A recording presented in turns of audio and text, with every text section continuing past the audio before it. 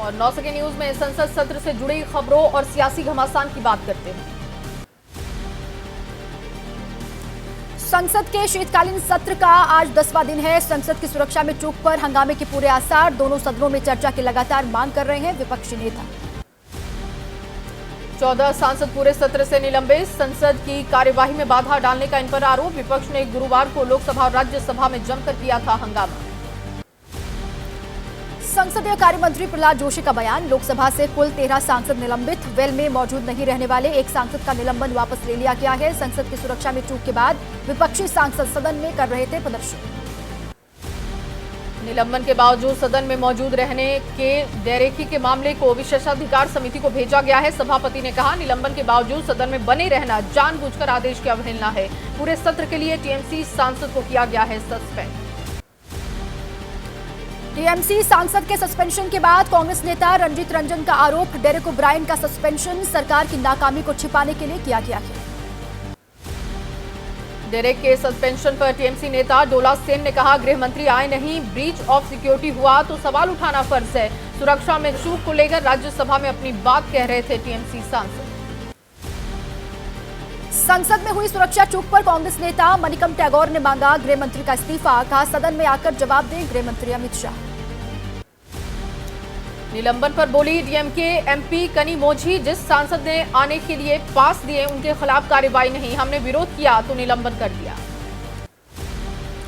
कांग्रेस अध्यक्ष मल्लिकार्जुन खड़गे का एक्स पर पोस्ट लिखा, सुरक्षा चूक पर बहस करने की मांग की तो सांसद निलंबित कर दिए गए। क्या केंद्रीय गृह मंत्री से बयान देने का आग्रह करना अपराध है?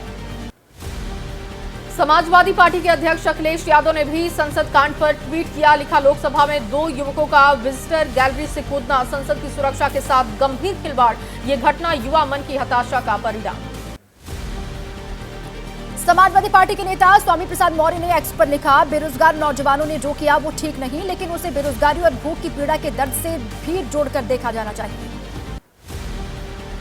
विपक्ष के आरोपों पर केंद्रीय मंत्री अश्विनी चौबे का पलटवार। कहा, बेरोजगारी से इस घटना को ना जोड़े विपक्ष, क्योंकि बेरोजगारी की जिम्मेदारी पूरी तरीके से कांग्रेस।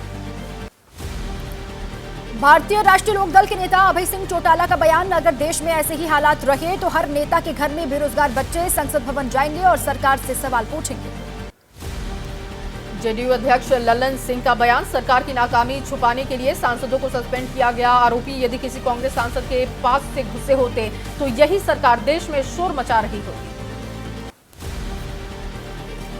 बीजेपी सांसद लॉकेट चटर्जी ने कहा, विपक्ष के प्रदर्शन का तरीका ठीक नहीं था। सुरक्षा मामले को लेकर इतनी राजनीति क्यों? ये बहुत गंभीर मुद्दा है जिसकी जांच चल रही है। संसद की सुरक्षा चूक पर कांग्रेस ने किया प्रदर्शन। दिल्ली में यूथ कांग्रेस के कार्यकर्ताओं ने प्रदर्शन किया, सरकार के खिलाफ नारेबाजी।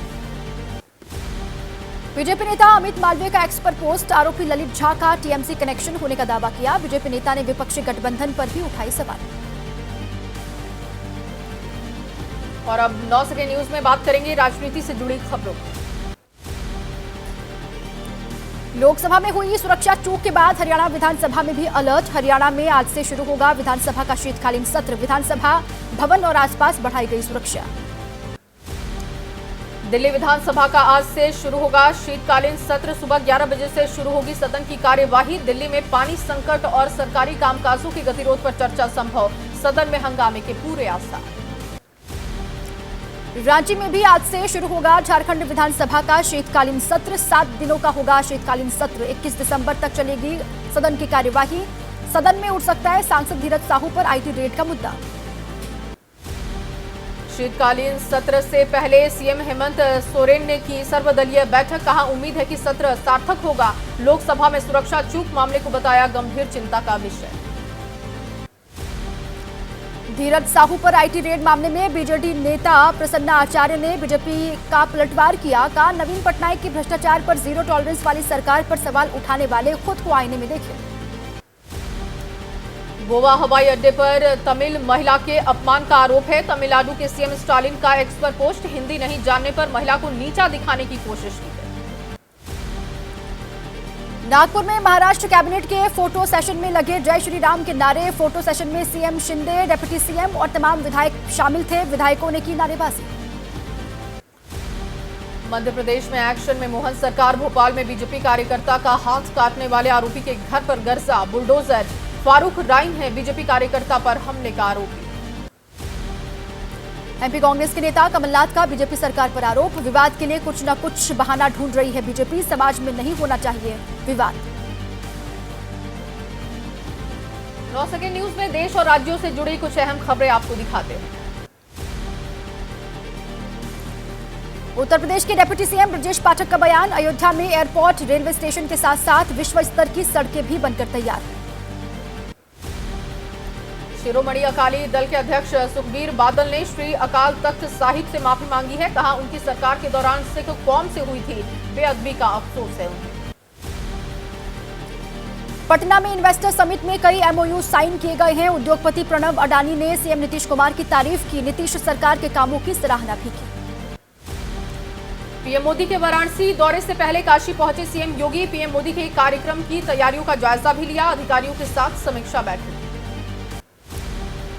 बिहार के सीतामढ़ी और शिवहर में कई विकास योजनाओं का शिलान्यास हुआ। सीएम नीतीश कुमार ने जनता को दी योजनाओं की सौगात। सीतामढ़ी में माता जानकी का जन्मस्थल है।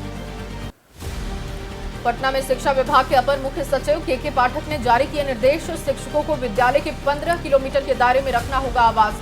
शिक्षकों के स्कूल में देरी से पहुंचने पर निर्देश जारी हुआ।